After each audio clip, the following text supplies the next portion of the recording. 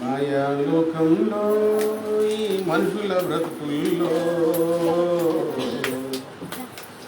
ఎన్నిన్ని నేరాలో ఎన్నిన్ని ఘోరాలో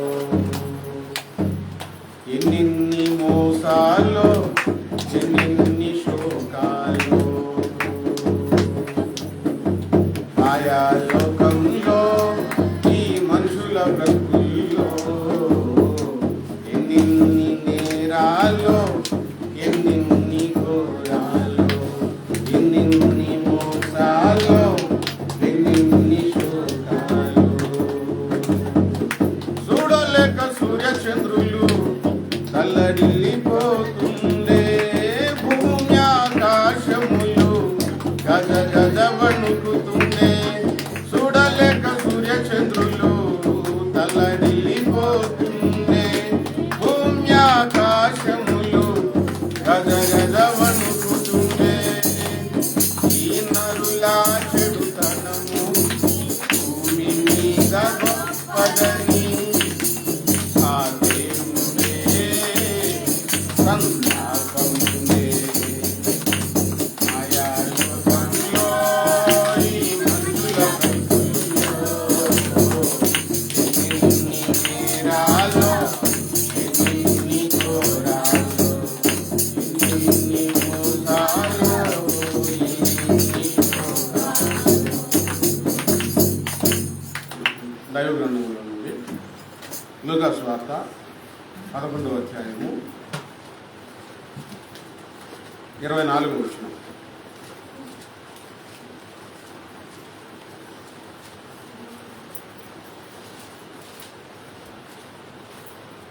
లూకా సువార్త 11వ అధ్యాయము 24వ వచనం, 63వ పేజీ కొత్త నిబంధనలో. పవిత్రాత్మక మనుష్యుని వదిలిపోయిన తరువాత 63వ పేజీ కొత్త నిబంధనలో అపవిత్రాత్మ ఒక మనిషిని వదిలిపోయిన తరువాత విశ్రాంతి వెదకుచు అది విశ్రాంతి వెదకుచు నీరులేని చోట్ల తిరుగుతుండును. నీరు లేని చోట్ల తిరుగుచుండు. విశ్రాంతి దొరకనందున నేను విడిచి వచ్చిన నా ఇంటికి తిరిగి వెళ్ళుదును అనుకొని వచ్చి ఆ ఇల్లు ఊడ్చి అమర్చి ఉండట చూసి వెళ్ళి తనకంటే చెడ్డవైన మరి 7 అపవిత్ర ఆత్మలను వెంటబెట్టుకొని వచ్చును. అవి అందులో ప్రవేశించి అక్కడనే కాపురమును.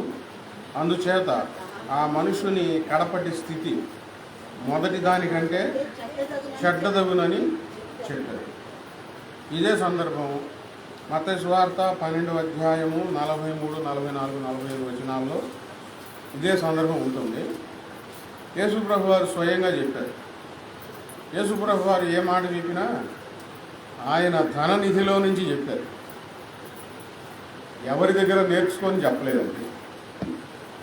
ఎందుకంటే ప్రపంచానికి జ్ఞానం నేర్పింది ఆయన, ప్రపంచానికి జ్ఞానం ఇచ్చింది ఆయన. మనం ప్రతి మనిషి ఒకరి దగ్గర నేర్చుకోవాలి, నేర్చుకొని బోధించాలి. యేసుప్రభు వారు ఎవరి దగ్గర నేర్చుకోలేదు. ఆయన ధననిధిలో నుంచి మనుషులకు ఎన్నో సంగతులు, ఎన్నో రహస్యాలు తెలియజేశారు. భూమి పుట్టినది మొదలుకొని మరుగైన సంగతులు యేసుప్రభు వారు భూమి మీద శరీరధారిగా ఉన్నప్పుడు ఆయన ఈ మనుషులకు తెలియజేశారు ఎన్నో సంగతులు. అందులో ఒక సంగతి ఇప్పుడు మనం చదువుకున్నాం. ఒక అపవిత్ర ఆత్మ ఒక మనిషిని వదిలిపెట్టి వెళ్ళిపోయిన తరువాత యేసుప్రభు వారిని నమ్మక మునుపు మన జీవితం అంతా అపవిత్రాత్మల మయం.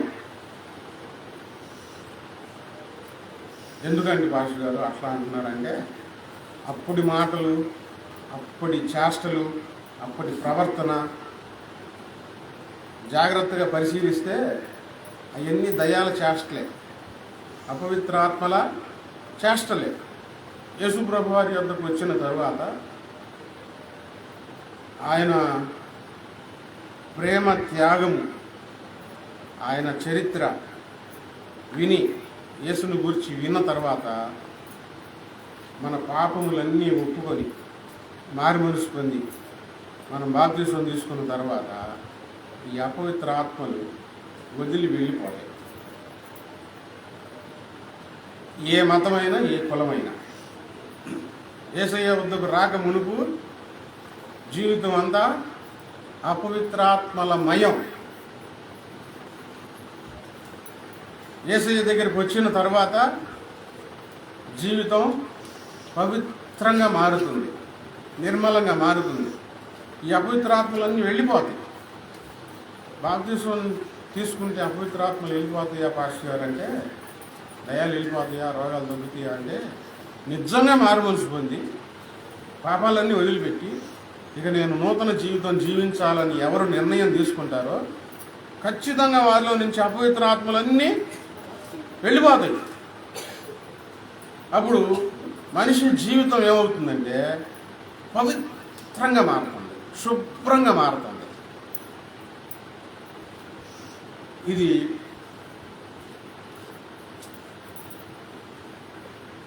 నూటికి 100% పచ్చి నిజం. ఏంటి? యేసుప్రభు వారి దగ్గరికి వచ్చిన తర్వాత జీవితం పవిత్రంగా మారిపోతుంది. హృదయం శుద్ధి చేయబడుతుంది. చూపులు మంచి చూపులుగా మారిపోతాయి. ఆలోచనలు మంచి ఆలోచనలు వచ్చేస్తాయి. ప్రవర్తన చాలా చక్కని ప్రవర్తన వస్తుంది.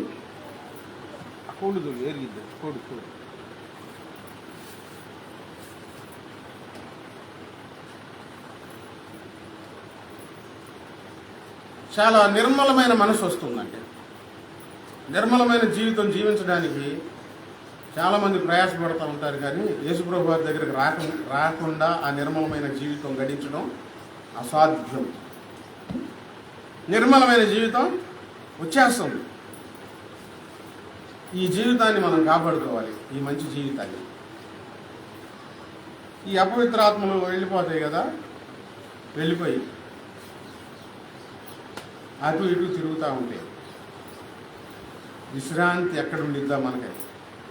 వినండి, దయ్యాలకు కూడా ఏం కావాలి చెప్పండి? ఏం కావాలి? దయ్యాలకు కూడా విశ్రాంతి కావాలి. మనుషులకు ఏం కావాలి? విశ్రాంతి కావాలి. విశ్రాంతి లేకపోతే ఈ జీవితం నెట్టుకొని వెళ్ళటం చాలా కష్టం. దేవుడు అందుకే రాత్రి పెట్టాడు, పగులు రాత్రి పెట్టాడు. ఇక అంతా పగులే అయితే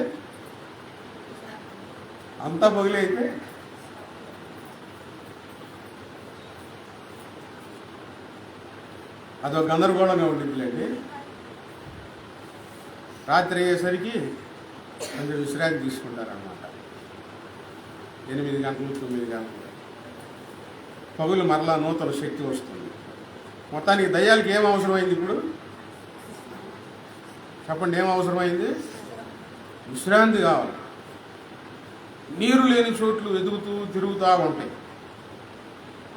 ఎక్కడ వాటికి సరిపడా స్థలం దొరకకపోతే మరలా ఆ దయ్యం అనుకుంటుందంట, అపవిత్రాత్మ అనుకుంటాయంట, నేను విడిచి వచ్చిన నా ఇంటికి తిరిగి వెళ్ళుదును అనుకొని వచ్చి ఆ ఇల్లు ఊడ్చి అమర్చి ఉండడం చూసి, ఇప్పుడు యేసుప్రభు వారి దగ్గరకు వచ్చిన తర్వాత ఈ హృదయం అనే ఇల్లు ఊడ్చి చెత్త అంతా బయటికి ఊడ్చేసి, పనికి వాళ్ళంతా ఊడ్చేసేసి అమర్చి ఉండుట. ఎట్లా ఉంటుంది హృదయం? అమర్చబడి ఉంటుంది. జీవితం బాగా ఉండటం చూసి దయ్యాలకు ఏం కనపడుతుందంటే, యేసుప్రభు వారి దగ్గరకు వెళ్ళిన వారి జీవితాలు ఊడ్చబడి శుద్ధి చేయబడి చక్కగా అమర్చబడి ఉండటం దయ్యాలు కనబడుతుంది.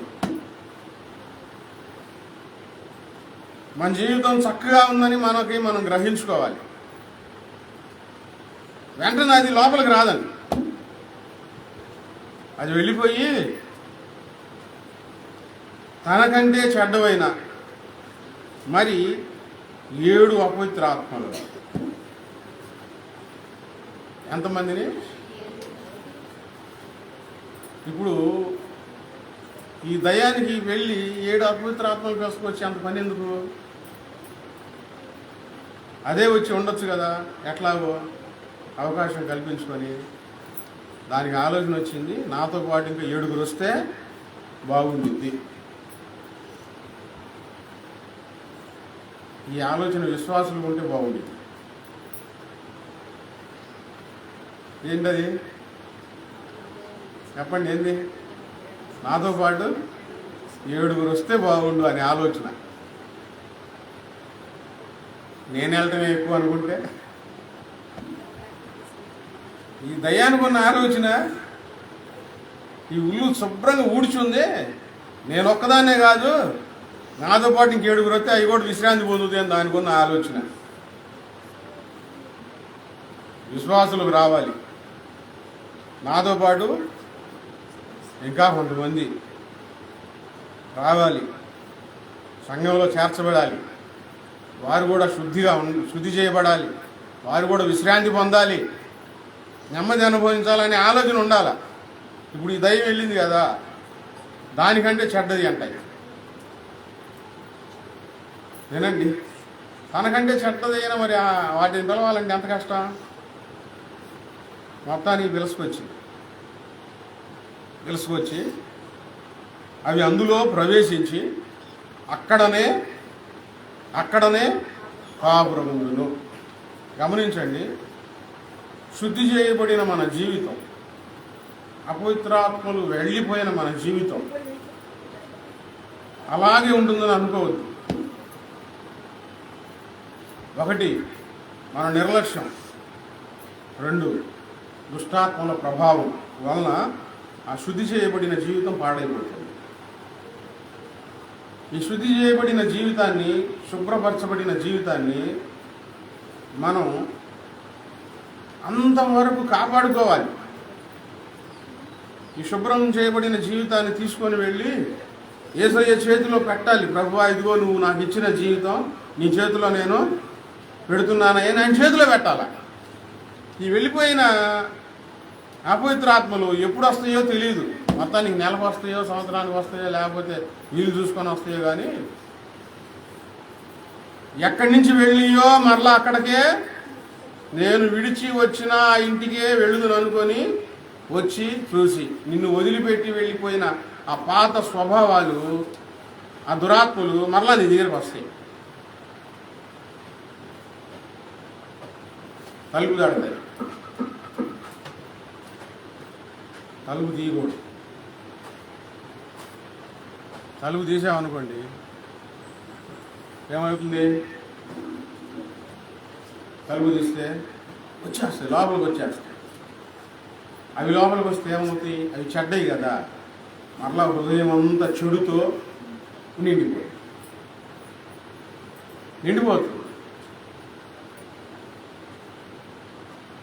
పాత స్వభావం, ఇతరులను బాగా ద్వేషించే గుణం ఉందనుకోండి, అదే మరలా వచ్చిందంటే ఇంకా ఎక్కువైపోయింది. ఇతరుల మీద చాడీలు చెప్పే గుణం ఉందనుకోండి, ఇంతకు ముందు అది ఇంకా ఎక్కువైపోయింది. అబద్ధాలు చెప్పే లక్షణం బాగా ఉందనుకోండి, ఇంతకుముందు 10 అబద్ధాలు చెప్తే ఇప్పుడు 100 అబద్ధాలు చెప్తారు. ఎందుకు? అవి వచ్చిన తర్వాత వాటికి తలుపు తీస్తే వాటితో పాటు 7 అపవిత్రాత్మ లోపలికి వచ్చేసేసి ఈ మొదటి స్థితి కంటే కడపటి స్థితి ఇంకా చెడ్డగా మార్చేస్తాయి. ఇక ఈ లోపలికి వచ్చేయండి, వాటి ప్రభావంతో నిండిపోయి నీకు తెలియకుండానే ఇంకా చెడ్డ స్థితిలోనికి వెళ్ళిపోయి పాడు పనులు చేస్తూ ఉంటాం. ఇంతకుముందు కోపిష్టివి అనుకో, ఇప్పుడు ఇంతకుముందు కంటే ఎక్కువగా కోపం వచ్చేస్తుంది. మొదటి స్థితి కంటే, ఇంతకుముందు స్థితి కంటే, కడపటి స్థితి కంటే మొదటి దానికంటే ఎక్కువగా చెడిపోతుంది అన్నమాట. ఎప్పుడు దానికి ద్వారాలు తెరవబడతాయి? నీవు నిర్లక్ష్యంగా ఉన్నప్పుడు. ఒక్క మాటలో, దేవుడు అంటే, ప్రార్థన అంటే, దేవుని వాక్యం అంటే, సంఘం అంటే నిర్లక్ష్యంగా ఉండి ప్రార్థన చేయకుండా నిద్రపోతూ ఉన్నప్పుడు అవి చిన్నగా వచ్చి నీలో ఆశలు వాడతాయి. రాజాదిరాజు సినిమా చూసారా? సినిమాల గురించి చెప్పట్లా. ఈ సైతాన్ గాడు విశ్వాసుల్ని ఎట్లా ఆకర్షిస్తాడో దాంట్లో చక్కగా చూపించాడు.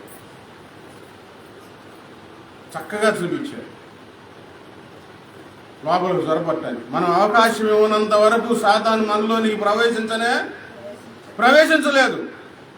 కొంచెం అవకాశం ఇచ్చామనుకోండి, ఒకటి కాదు ఎన్ని వస్తాయి, 7 వచ్చేస్తాయి. ఒక్కసారి ఇప్పుడు వాక్యంలో మీకు అర్థం కాకపోతే ఆ రాజాదిరాజు ఒక్కసారి చూడండి, అది పద్దాగా చూసుకొని నవ్వుకుంటా కూర్చోవాలి. అర్థమయ్యేటట్టు చూడండి.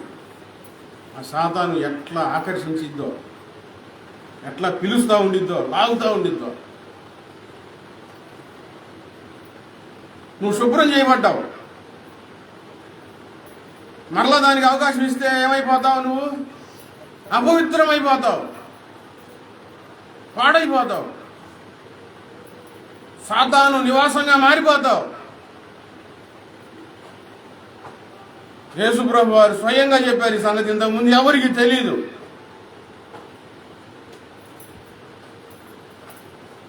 విశ్వాసులు కొద్ది కాలం తర్వాత వెనకబడిపోవడానికి కారణం ఏంటంటే మరలా ఏమైంది, ఈ సాతాన్లు మరలా దూరిని లోపలికి దూరిని. వీళ్ళు తలుపులు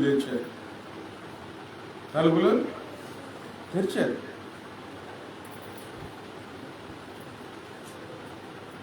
అవి వచ్చేసినాయి లోపలికి.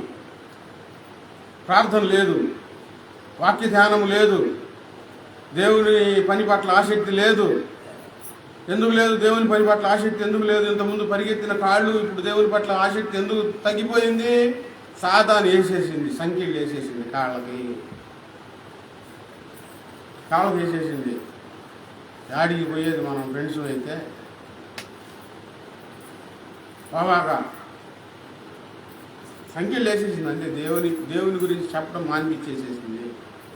మాన్పించింది కాకుండా నీ చేత చెడు మరలా చేపిస్తుంది. పూర్తిగా మొదటి స్థితి కంటే కడపటి స్థితి చెడ్డదిగా మారిపోవడానికి విశ్వాసుల కారణం ఏంటంటే అపవాది లాగేసింది, అపవాది చొరబడింది. కీర్తనల గ్రంథం 1వ అధ్యాయంలో ఏం చెప్పారు? అందుకని నడవక, పాపుల మార్గం నిలవక, అపహాసకులు కూర్చుండట చోట కూర్చుండక, యెహోవా ధర్మశాస్త్రమందు ఆనందించుచు. వినండి, ఇక్కడ ఎప్పుడంట? రాత్రి పగులు ధ్యానం చేయాలంటండి దేవుని ధర్మశాస్త్రం. కొంచెం సేపు కాదు. ఈ ధ్యానం పొరుగువారి మాటల్లోకి వెళ్ళిపోయింది అనుకో, సాతాను వచ్చేసింది చెవుల్లో నుంచి. వినకూడని విషయాలు వినటానికి నువ్వు మనసు పెట్టావనుకో వచ్చేసింది లోపలికి. మరలా సాతానికి అవకాశం నీలో కలగకూడదు.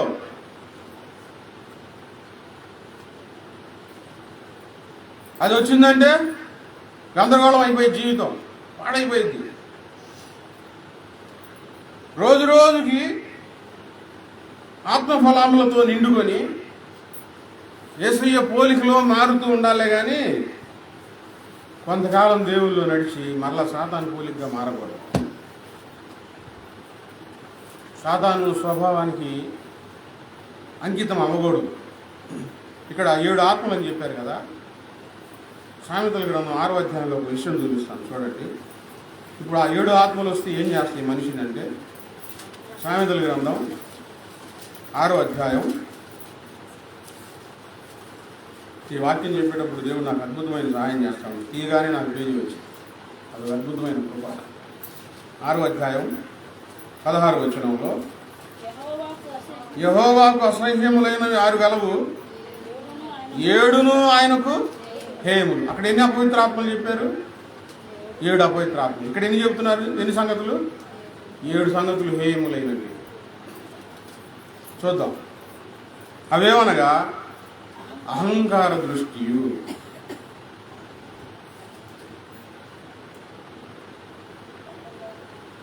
ఎలా జోరపడుతుంది సాతాను?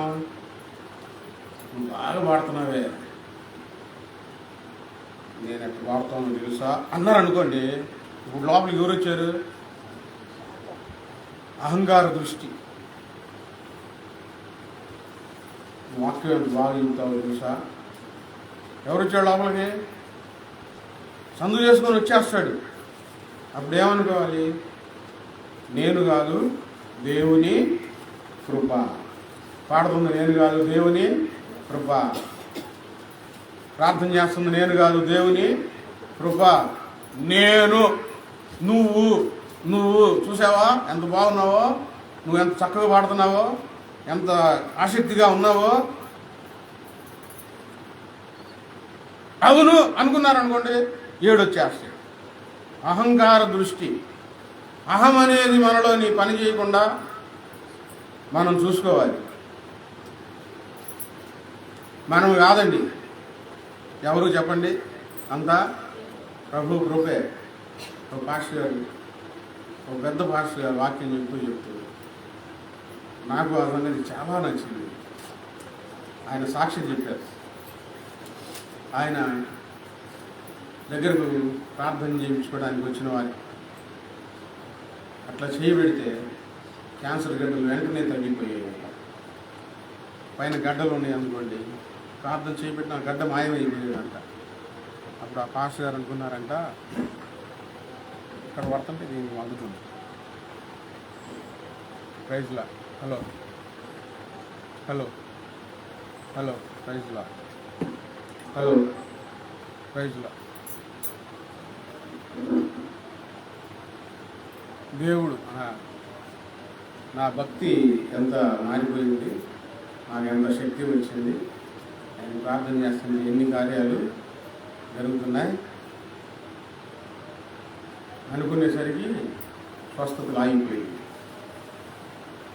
స్వస్థతలు ఆగిపోయింది. ఏంటి స్వస్థత జరగలేదు? ప్రభు దగ్గర ఏడ్చి ఏడ్చి ఏడ్చి ప్రార్థన చేస్తా ఉంటే, నువ్వు ప్రార్థన చేస్తుంటే నేను బాగు చేస్తున్నాను, నువ్వు బాగు చేస్తున్నావు అడిగారు.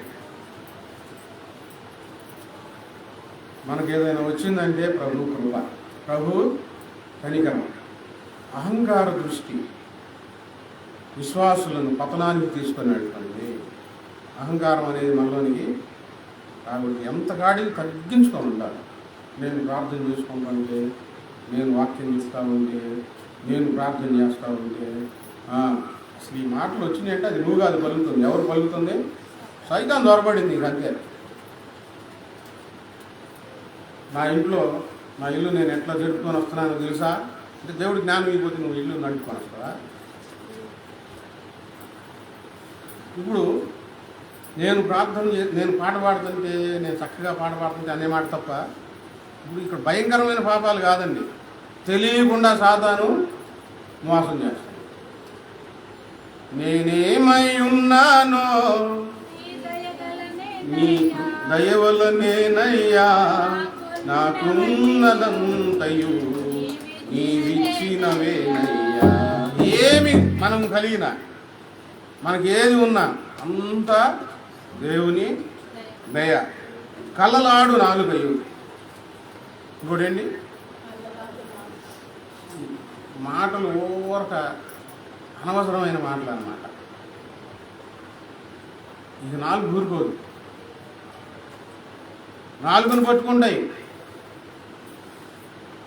నువ్వు ప్రార్థన బాగా చేసుకుంటూ, ఉపవాసం ఉంటూ, అన్ని పనులు చేస్తూ ఈ నాలుగును అదుపులో పెట్టుకోకపోతే నీ స్థితి చిన్నగా ఏమైపోతుంది? చెడ్డదిగా మారిపోతుంది. నిరపరాధులను చంపు చేతులు. మన చేతులు చాలా జాగ్రత్తగా ఉండాలి. మనం చేసే పనుల వల్ల ఇతరుల మనసులకు గాయపరచకూడదు. నేను చేశాను అంతే, నేను ఇట్లా చేస్తున్నాను అంతే అంటే అవతల ఎంత మనుషులు ఎంత బాధపడుతున్నారు అర్థం చేసుకోవాలిగా. నువ్వు అట్లా చేసుకుంటూ వెళ్ళిపోతే దుర్యోచనలు యోచించు హృదయం, చెడ్డ ఆలోచనలు. మంచి ఆలోచనలు వస్తున్నాయా, చెడ్డ ఆలోచనలు వస్తున్నాయా? ఒక్కలుగా ఉన్నప్పుడు పిచ్చి పిచ్చి ఆలోచనలు వస్తున్నాయా, మంచి ఆలోచనలు వస్తున్నాయా? ప్రభు నాకు సహాయం చేస్తాడు, నా ప్రార్థన ఆలోచిస్తాడు, ప్రభుతో నేను ఉంటాను, ప్రభు నాతో ఉన్నారు, ఇంకా ఎంత సేవ చేయాలి, ప్రభు ఎంత రక్తం కాల్చాడు నా కోసం, ఎంతగా ఆయన బాధపడ్డాడు, ఈ ఆలోచనలు ఉంటున్నాయా? ఏంది కొత్త వాళ్ళు ఏంది నా గురించి చెప్పుకుంటూ ఉంటారు, ఏంది వాళ్ళ ఇంట్లో ఏం జరుగుతుంది? నువ్వు ఒక విశ్వాసులుగా నీ ఆలోచనలు ఇప్పుడు మొదట చెప్పినట్లు ఉండాలా, ఇప్పుడు ఇలా ఉండాలా? ఏం ఆలోచనలు వస్తున్నాయి? భయంకరమైన ఆలోచనలు నీ జీవితంలో పెడుతుంది ఎవరు? ఇక్కడే ఉంటారు. ఆలోచన నిన్ను ఎక్కడికి తీసుకొని వెళ్తుందో ఎవరు అలా చేస్తుంది? ఈ విషయాలు గుర్తుపెట్టుకోండి. ఈ పనులు మీలో జరగకుండా ఉండేటట్లు చూసుకోండి. ఈ పనులు మీలో జరుగుతున్నాయి అంటే అహంకారంతో ఉంటున్నావు అంటే నువ్వు పోయిన సైతాను ద్వారం తెరిచావు. 4 నదుపులో పెట్టుకోకుండా ఇష్టం వచ్చినట్టు మాట్లాడుతూ ఉంటే సాతాను ద్వారం తెరిచావు. చెడు ఆలోచనలు, కీడు చేయడం త్వరపడి పరుగులెత్తి పాదములు. మనం మేలు చేయడానికే వెళ్ళాలి కానీ కీడు చేయడానికి మనం ఒక అడుగు కూడా ముందుకు వేయకూడదు. లేని వాటిని పలుకు అబద్ధ సాక్షి. ఉన్నాయే చెప్పుకోవాలి, లేని ఏదంట కుర్చీలో కూర్చోలేదు, కుర్చీలో గాలి చల్లగా వస్తుంది.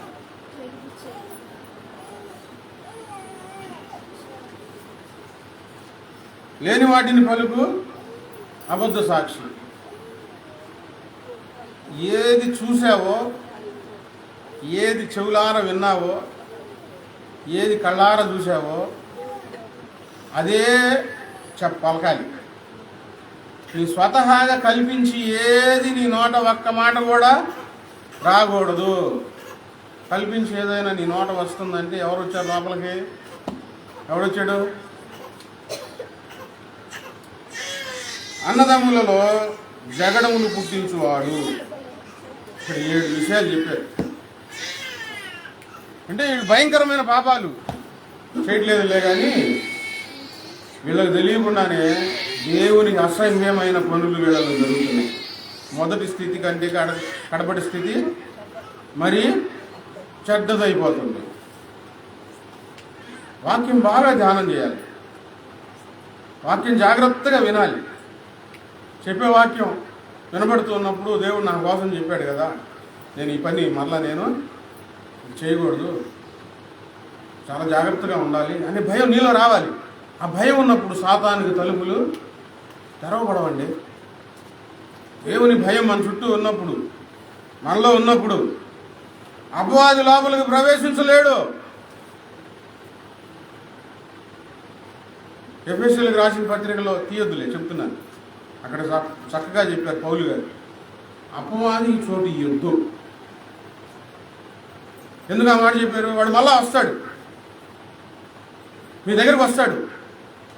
అపవాదికి మీరు చోటు ఇయ్యొద్దు. గత జీవితంలో మీకు బాగా ఇష్టమైన సంగతులు ఏవైతే ఉన్నాయో వాటిని తీసుకొచ్చి గుర్తు చేస్తాడు. తలుపు తడతా ఉంటాడు. మైండ్ దగ్గరికి వచ్చేసేసి బా ఆ అనుభూతులు ఎలా ఉండేవో కదా అంటాడు. అవును కదా అన్నావు అనుకో, వచ్చేస్తాడు లోపల. చెయ్యి సైతానా హో చేసుకున్నావులో అనాలా వెంటనే. ఆ అనుభూతులు ఎలా ఉండేవో కదా అన్నాడు అనుకోండి, చెయ్యి సైతానా ఏసునామలు పో అని మోకరించి స్తోత్రం ప్రభువా, నా తలంపుల చుట్టూ నువ్వు కావలిగా ఉండయ్యా, నా చుట్టూ నువ్వు ఉండయ్యా, ఏ సైతాన్ నా దగ్గరికి రానివ్వకుండా చెయ్యి ప్రభు అని ప్రార్థన చేసుకోవాలి.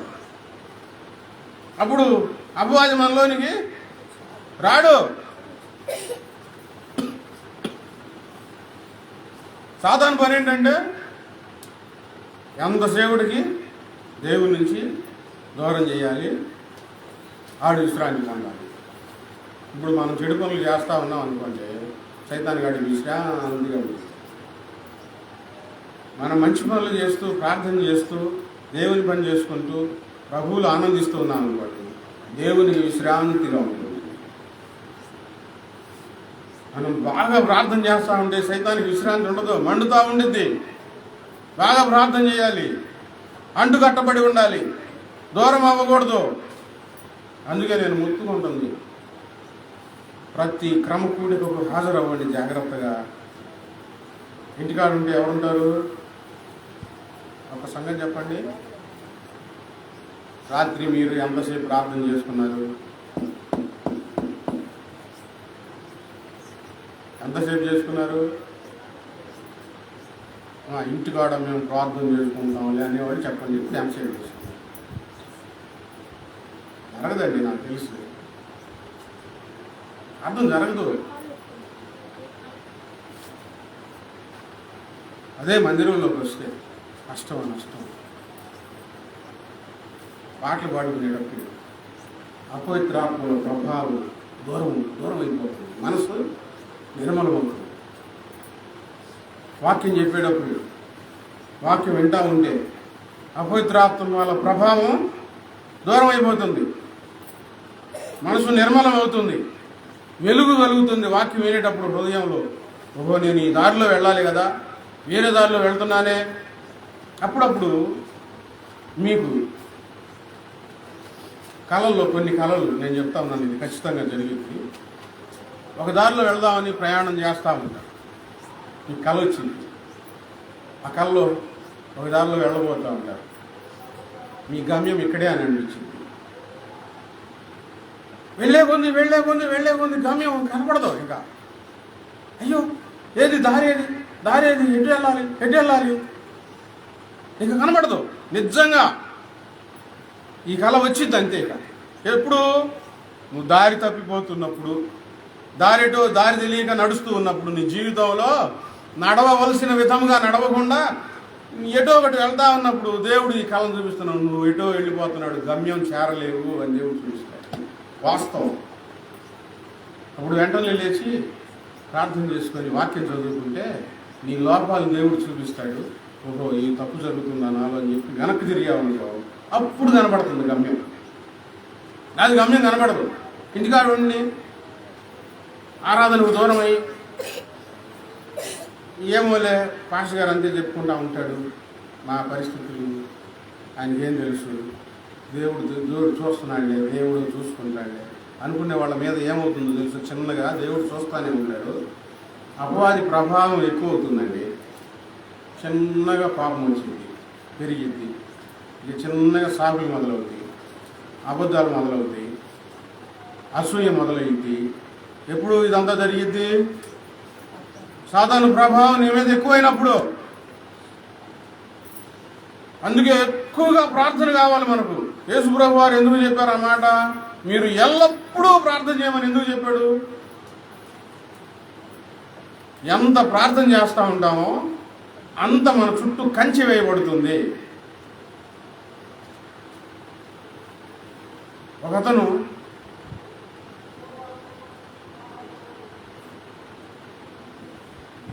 చాలా ఎక్కువసేపు ప్రార్థన చేస్తూ ఉండేవాడు.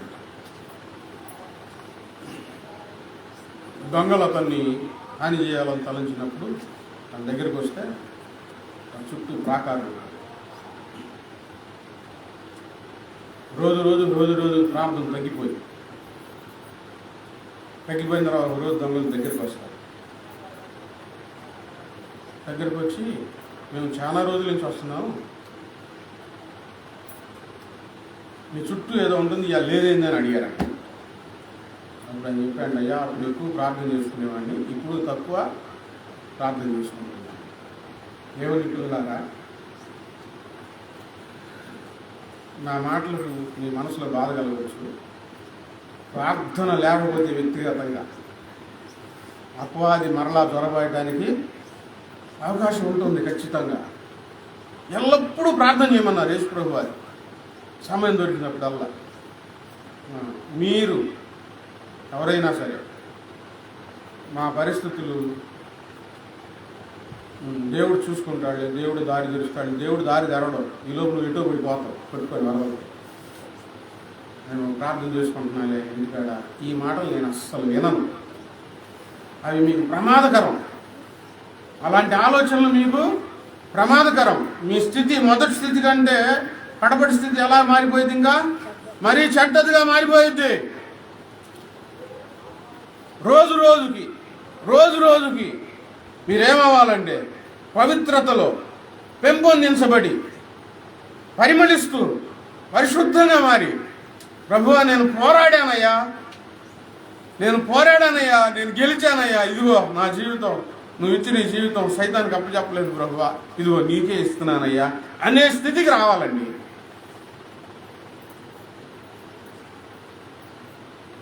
అనే స్థితికి రావాలి.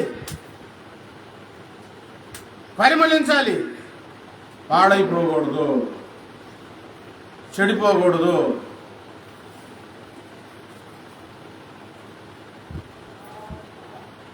ఒక వస్తువుని,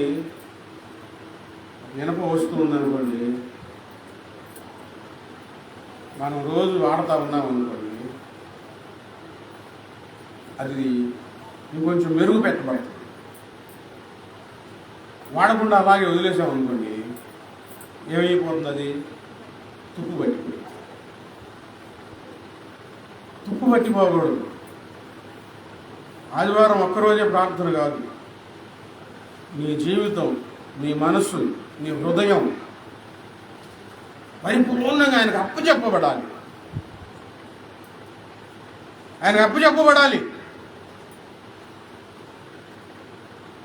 వాక్యంలో ఏమని రాయబడి ఉంది? నేను ఎక్కడుంటానో నా సేవకుడు అక్కడ ఉంటాడని రాయబడి ఉందండి.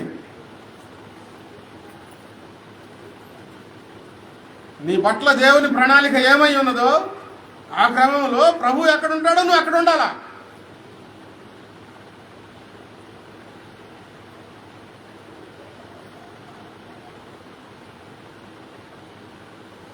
ఇటు గుంటూరు కానివ్వండి, ఇటు పేట కానివ్వండి, ఇంకా వాళ్ళకి ఇష్టమైన ప్రదేశాలు నేను కొంతమందిని చూస్తున్నాను, కొంచెం వెళ్ళిపోతున్నారు. డబ్బులు చాలా ఖర్చు అవుతాయి. మరి ఆ సమయం వాళ్ళకి ఎట్లా కుదురుతుందో దేవుని పాదాల దగ్గరికి వెళ్ళిపోతున్నారు. పరిచర్య చేసుకోవాలి, వంట ఉండాలా, మందిరంలో ఉండాలా. పుట్టపుట్టోళ్ళు కూడా వైట్ అండ్ వైట్ వేసుకొని వీళ్ళు కూడా పోతున్నారు. పుట్టపుట్టోళ్ళు కూడా వాళ్ళకి మెలకు ఎట్లా వచ్చింది? పొద్దుని ఎట్లా లేవాలి కదా, వెళ్ళిపోతున్నారు. మనసు ఉంటే మార్గం ఖచ్చితంగా ఉండిద్ది. నేను చెప్తా ఉన్నాను, మన జీవితాలు పవిత్రపరచబడ్డాయి, దేవుడు పరిశుద్ధపరిచాడు. ఆయన పరిశుద్ధపరచబడ్డానికి ఏదో ఊరకట్ట ఒక మాట చెప్పి పరిశుద్ధపరచలా, ఉప్పుని ఊది పరిశుద్ధపరచలా. ఆయన శ్రమపడి, ఆయన బాధించబడి, ఆయన రక్తం గార్చి, మన శిక్ష అంతా ఆయన తీసుకొని మనల్ని శిక్ష నుంచి తప్పించి, ఆయన శ్రమ అనుభవించి, ఆయన కార్చిన రక్తంలో మనల్ని శుభ్రం చేశాడు. ఆ రక్తం మనల్ని తాకిన వెంటనే అపవిత్రాత్మలన్నీ వెళ్ళిపోయినాయి. ఇప్పుడు మనం జాగ్రత్తగా ఉండకపోతే అపవాది ప్రభావంలోనే ఉంటూ దేవుని పరిశుద్ధాత్మ సన్నిధిలోనికి, దేవుని పరిశుద్ధాత్మను అనుభవించకుండా, దేవుని సన్నిధానం అనుభవించకుండా మీకు ఒక నిర్ణయం పెట్టుకొని మీరు అనుకున్నట్లుగా జరిగిస్తూ ఉంటే దేవుడు కార్చిన రక్తానికి విలువ పోతుంది. మరలా అపవిత్రాత్మలు కమ్ముకుంటాయి. మరలా స్థితి ఏమైపోతుంది? చెడ్డదిగా మారిపోతుంది. చిన్నగా మారిపోయింది అంతే.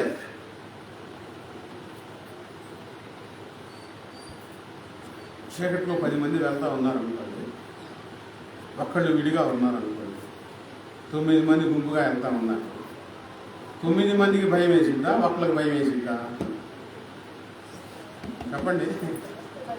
ఆ? ఈ ఒంటరిగా ఉన్న వాళ్ళకి భయం వేసింది. 9 మందికి ప్రమాదమా, ఒక్కళ్ళకి ప్రమాదమా? ఎందుకు? వేరువేరుగా ఉంటే చీకట్లో ఒక్కళ్ళకే ప్రమాదం. దయచేసి ప్రభు పాదాలు పట్టుకొని ఒక క్రమంలోనికి రండి. అపవాదికి చోటు ఇయ్యొద్దు. అలాంటి ప్రార్థన జరుగుతుంది. సైతాన్ ఏదో ఊదుతాడు చెవిలో. అవును కదా అనుకుని పడుకున్నాను. ఆ రోజు ప్రార్థన బాగుంటుంది. అప్పుడు నిద్రపోతే లాభమా? ఇంటికాడ ప్రార్థనలో అందరితో కలిసి ప్రార్థనలో గడిపితే లాభమా? చెప్పండి, మీరు చెప్పండి. అందరితో కలిసి ప్రార్థన చేసుకోవడం మంచిది. సైతాన్ రాలేడు. ఇంకా నిద్రపోతే వస్తాడు ఖచ్చితంగా. ఏదేదో చేసేస్తాడు, గాలం వేస్తాడు, వంటలు చేసేసేస్తాడు, తప్పుదారిలోనికి లాక్కొని వెళ్ళిపోతాడు. అపవాదికి చోటు ఇవ్వద్దు. ఏ విషయాల్లో కూడా అపవాదికి చోటిస్తే జీవితం, ఆత్మీయ జీవితం, దేవుడు కార్చిన రక్తం అంతా వృధా అయిపోతుంది. ఆయన పడిన కష్టం వృధా అయిపోతుంది. పేతురు పత్రికలో 2వ అధ్యాయం 20వ వచనంలో, పేతురు పత్రిక 2వ అధ్యాయం 20వ వచనంలో,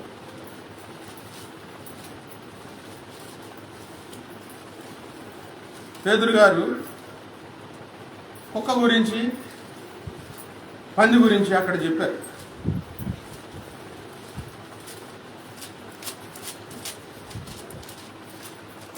విశ్వాసులకు చెప్పారు. ఆ సందర్భాలు పేతురు గారు ఎందుకు గుర్తు చేశారు? 2వ పేతురు పత్రిక 2వ అధ్యాయం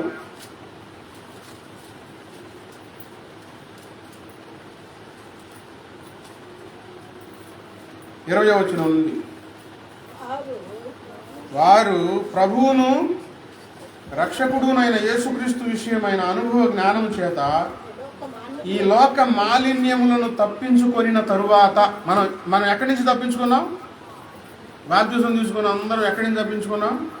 ఈ లోక మాలిన్యం నుంచి తప్పించుకొని బయటకు వచ్చాం. మతంలో తెగల మురికిలో నుంచి బయటకు వచ్చాం. ఈ లోక మాలిన్యం, ఆచారాలు, మతాలు, కులాలు, రకరకాల పద్ధతులు, శరీరేచ్ఛలు, పాడు స్వభావాలు, లోక మాలిన్యం నుంచి తప్పించుకొనిన తర్వాత మరలా వాటిలో చిక్కుబడి మరలా మురికిలో నుంచి బయటకు వచ్చాం. లోక మాలిన్యం నుంచి బయటకు వచ్చాం. బయటకు వచ్చిన తర్వాత మరలా అనే మాట ఇక్కడ ఎందుకు చెప్పారు? అపవిత్రాత్మలు మరలా లోపలికి వస్తే, వదిలిపెట్టిన అపవిత్రాత్మలు మరలా వస్తే వాటిలో చిక్కులు పెట్టేస్తాడు. ఫిబ్రవరి రాసిన పత్రికలో 12వ అధ్యాయంలో, సులువుగా చిక్కులు పెట్టు పాపమును విడిచి. ఎట్లా చిక్కులు పెడతాడు? సులువుగా చిక్కులు పెడతాడు. సాతాను చేతుల్లో వల్ల వేసేసుకుంటాడు. మరలా వాటిలో చిక్కుబడి వాటి చేత జయింపబడిన ఎడల, ఇక్కడ పేతురు గారు గుర్తు చేస్తున్నాడు, వారి కడవరి స్థితి మొదటి స్థితి కంటే మరీ చెడ్డదు. యేసుప్రభు వారు చెప్పిన మాటే ఇక్కడ చూస్తారు. యేసుప్రభు వారు అపవిత్రాత్మలు వస్తాయని చెప్పారు. పేతురు గారు మరలా వాటిలో చిక్కుకొని మన జీవితంలో ఒక్కటి ఉంటే చాలు. ఏంటి? దేవునితో సహవాసం ఉంటే చాలండి. ఇంకేం అవసరం లేదు. లేనిపోయింది వెళ్ళి మనం ఇరుక్కున్నాం అనుకోండి, కొన్ని విషయాల్లో అవి మన ఉరిగా మారతాయి. చిన్న సందర్భం చెప్తున్నాను, వినండి.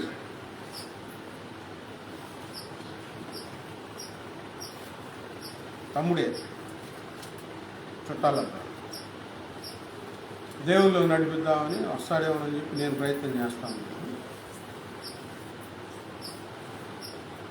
ఈ ప్రార్థన వదిలిపెట్టి ఆదివారం వెళ్ళి పెళ్లి చేశాను. ఆ అమ్మాయి కావాలంటే మాట్లాడి మనసులో భయం వేస్తానే ఉంది. ఆదివారం ప్రార్థన వదిలిపెట్టి వచ్చాను, పెళ్లికి వచ్చాను. మంచి పనే కదా చేస్తుంది, మన జీవితం నిలబడాల.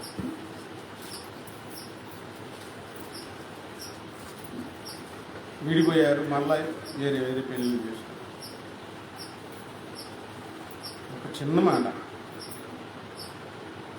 అరే అమ్మాయి కనబడిందిరా, నీ కూతురు చాలా బాగుంది, ఫలానా స్కూల్లో ఫలానా ఏదో ప్రైజ్ వచ్చిందంట అని చెప్పాను, అంతే. ఇప్పుడు నేను చేసిన తప్ప, వినండి, తప్ప మంచి మాటేగా, ఒక చిన్న మాట చెప్పాను అంతే. 3 రోజుల తర్వాత అమ్మాయి మా వర్ల దగ్గర నుంచి ఫోన్ వచ్చింది. బావా ఏం చెప్పాను మీ తమ్ముడు నన్ను?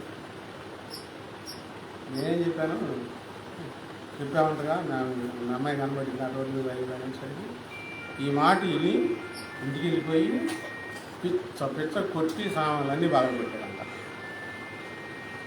ఇంట్లో మొత్తం గొంతు మీద కాలేసి చుట్టాడు.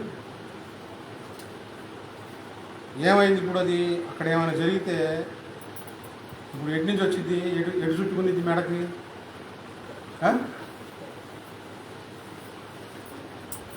దేవుని నమ్మని వారితో దేవుని దగ్గరికి రావట్లేదు. వాళ్ళు నమ్ముకోలే. చాలా జాగ్రత్తగా ఉండాలి ఈ జీవితం. నాకు భయం వేసి అప్పటి నుంచి ఫోన్ చేయట్లా. వీళ్ళ నంబర్ ఎటు, చిన్న మాట ఎటు తిరిగింది, గందరగోళం సృష్టించింది. మంచి చెప్పింది, చాడీలేం చెప్పలా, ఒక మాట చెప్పినాను. అందుకని ప్రభువు దగ్గరకు రాని వాళ్ళతో మనం ఎంత దూరంగా ఉండాలో అంత దూరంగా ఉండాలండి, చాలా జాగ్రత్తగా ఉండాలండి. లోక మాలిన్యం తప్పించుకున్నాం మనం. ఇక మన ఆశల విషయమై, మనం కట్టుకునే వస్త్రాల విషయమై, తిండి విషయమై, మన జీవన శైలి అంతయు యేసయ్య చిత్త ప్రకారం మాత్రమే ఉండాలి. పొరపాటు తల దూర్చారనుకోండి, ఉరేయిద్ది. సైతాన్ వస్తాడు, ఏదో చిన్నగా చెప్తాడు, నువ్వు జాగ్రత్త మంచిదేగా, ఏమైంది అని. వాడు ఉరి సిద్ధపడుతున్నాడని తెలియట్లా. వాటిలో చిక్కుబడి వాటి చేత జయింపబడిన వారి కడవరి స్థితి మొదటి స్థితి కంటే మరీ చెడదగును. వారు నీతి మార్గమును అనుభవపూర్వకంగా తెలుసుకొని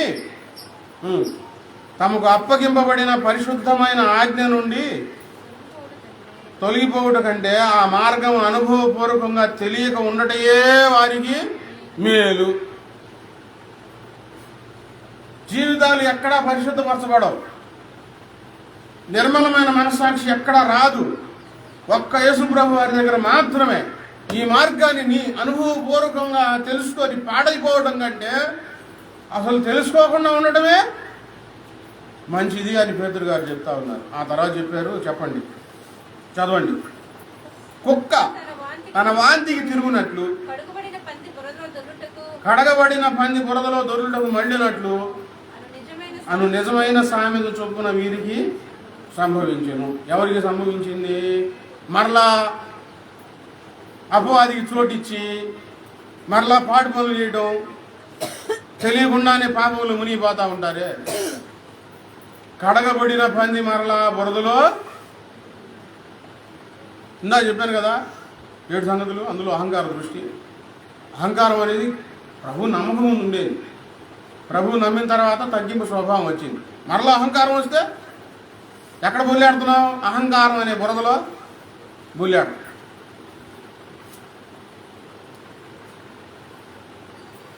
ఈరోజు మీ జీవితం దేవుడు ఎంత నిర్మలపరిచాడో ఒకసారి గమనించి. అపవాదికి చోటి సాతానుకు చోటు ఇవ్వద్దు, మరలా పాడైపోవద్దు. మన జీవితాన్ని ఈ సులువుగా చిక్కులు పెట్టే ప్రతి పాపాన్ని విడిచిపెట్టేసేసి యేసు వైపు చూస్తూ, చెప్పండి ఎవరి వైపు? చదవండి, నా వాక్యం చదవండి. హెబ్రీయులకు రాసిన పత్రికలో, హెబ్రీయులకు రాసిన పత్రిక 12వ అధ్యాయం. ఇంత గొప్ప సాక్షి సమూహము మేఘము వలె మనలను ఆవరించి ఉన్నందున, సాక్షి సమూహము మనల్ని ఆవరించి ఉన్నది. ఇప్పుడు ప్రార్థన జరుగుతుందా? ఎవరెవరు ఉంటారో తెలుసా? చక్కగా ఆరాధన, యథార్థంగా పరిశుద్ధంగా భక్తిగా ఆరాధన జరిగే చోట యేసుప్రభు వారు ఉంటారు, దేవదూతలు ఉంటారు. గొప్ప సాక్షి సమూహం. సాక్షి సమూహం అంటే ఎవరు?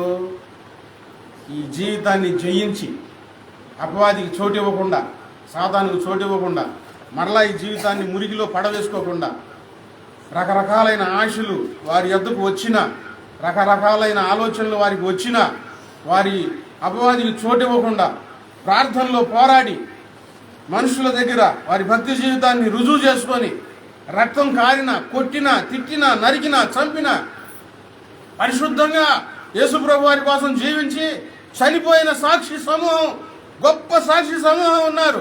మేము జయించాం, మీరు కూడా జయించాలి. యేసుప్రభు వారు చెప్పాడు, నేను జయించాను, మీరు జయించాలి. మీరు పాపంలో మరలా పడకూడదు, మరలా అపవాదికి చోటు ఇవ్వకూడదు. గొప్ప సాక్షి సమూహం ఉన్నారు. అపవాదిని జయించిన సాక్షి సమూహం మన చుట్టూ ఉంటుంది.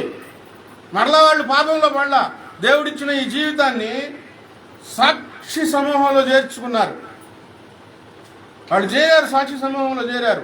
పరిశుద్ధంగానే పట్టుకొని జాగ్రత్తగా మురికి అంటనివ్వకుండా, అపవాదికి చోటు ఇవ్వకుండా, ఈ పరిశుద్ధమైన జీవితాన్ని మరలా అపవాది చేతిలో పెట్టకుండా యేసయ్య చేతిలో పెట్టిన సాక్షి సమూహం ఉన్నారు.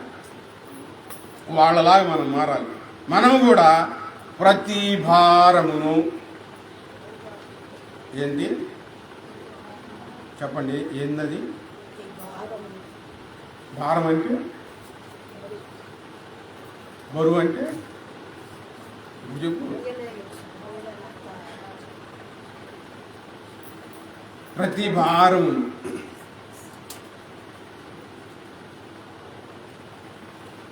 భారం అంటే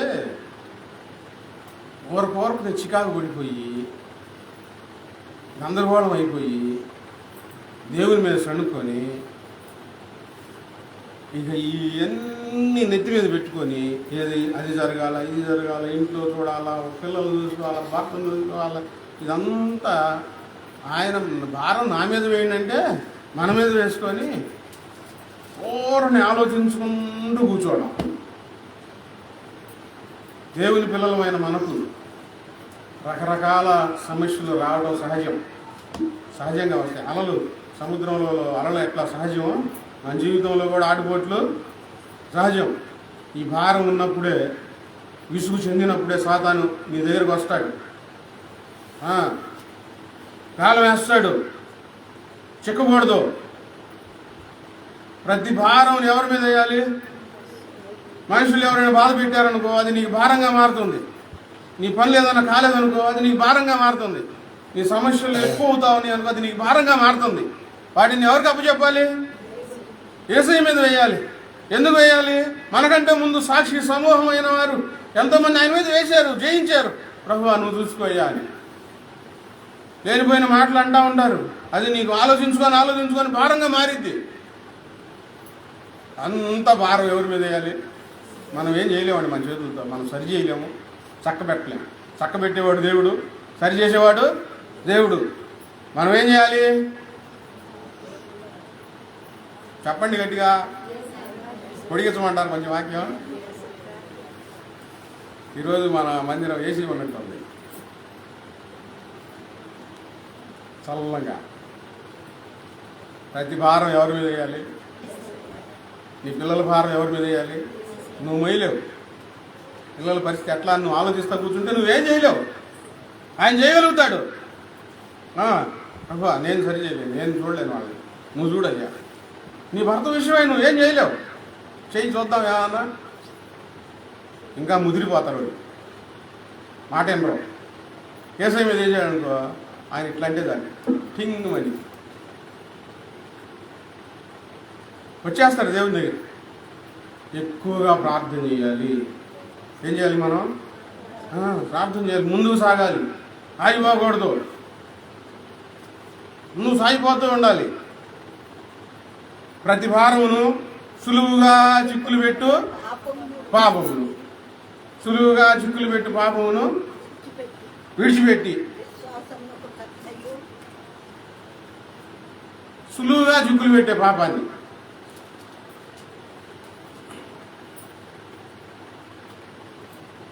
పాపం ఎట్లా సులువుగా చిక్కులు పెట్టింది?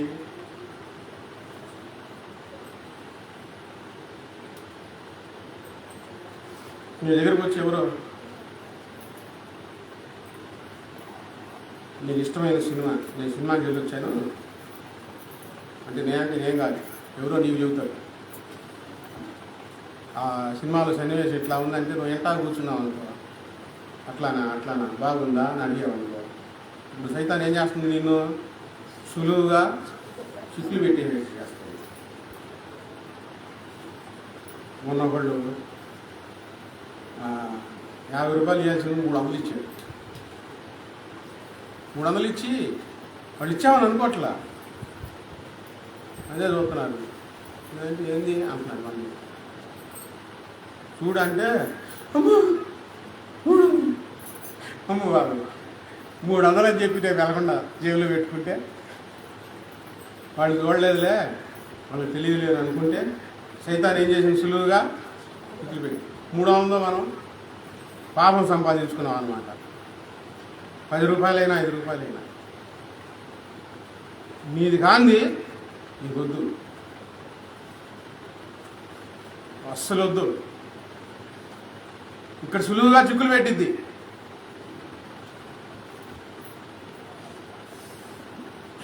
సులువుగా చిక్కులు పెట్టే పాపాల్లో ఇంకొకటి చెబుతున్నాను. నేనేదో హడావిడిలో ఉండి మీతో సరిగ్గా మాట్లాడాల, మీరేదో చెప్తున్నా నేను ఆలోచించా. సైతాన్ వచ్చేసి వెంటనే చూసావా ఎంత కష్టపడ్డావు, ఎంత ప్రేమించావు అన్నయ్యని చూసావా, అసలు ఆలోచించాడా నిన్ను?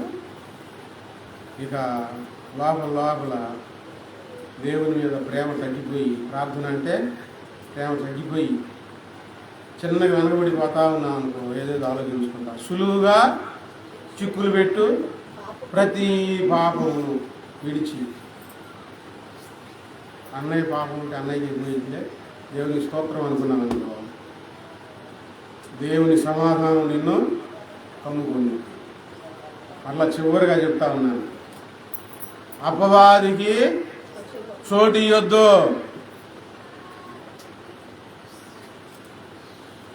అపవాదికి చోటు ఇయ్యొద్దు, తలుపులు తీయొద్దు. మీ జీవితం శుద్ధి చేయబడింది. మరలా మురికి చేసుకోవద్దు. పాస్టర్ గారు సాక్ష్యం చెప్తా ఓ సంగతి అంటే సులువుగా చిక్కులు పెడుతూ అపవాది ఎట్ట దొరబడాలని ప్రయత్నం చేస్తాడు. ఆయన సేవలో వెళ్తూ ఒక చోట హోటల్లో భోజనం చేస్తూ ఉంటే ఆయనకి ఇష్టమైన పాట వస్తుందంట. ఇష్టమైన పాటలు ఉంటాయి కదా కొంతమందికి. ఆ ఇష్టమైన పాట వచ్చినప్పుడు ఏం జరిగిద్ది? కొంచెం మనసు అరిపోయింది, తలకాయ ఊగింది, కాళ్ళు తోగుతాయి, దొరికిపోయారు. ఈయన కూడా పాటకి తలకాయ ఊగుతా మనసులో పాట పాడుకుంటున్నాడు. ఉలిక్కిపడి అమ్మో నేనేం చేస్తున్నాను, ఈ బాబు ఎంత తప్పు జరిగింది నాలో అని ప్రభు దగ్గర క్షమాపణ కోరుకొని, ప్రభువా కొంచెం ఇష్టం కూడా నాలో ఇంకా ఉండకూడదు, ఏమి ఇష్టం ఉండకూడదు ప్రభు, అట్లాంటి నాదులు జరగకూడదు ప్రభు అని ఏడ్చి ప్రార్థన చేసుకున్నాడు. ఇప్పుడు అపవాదికి చోటు ఎక్కడి నుంచి దొరికింది? పాటల్లో నుంచి దొరికింది. ఆయన ప్రార్థన చేసుకొని సాక్ష్యం చెప్తా ఉన్నాడు, నాలో ఈ తప్పు జరిగింది, అలా జరగనివ్వకుండా చూసుకోండి, మీదేదైనా అభిమానాలు ఉంటే వాటిని పూర్తిగా పాతి పెట్టండి, చంపేయండి, అపవాదికి మాత్రము చోటు మోకరించండి.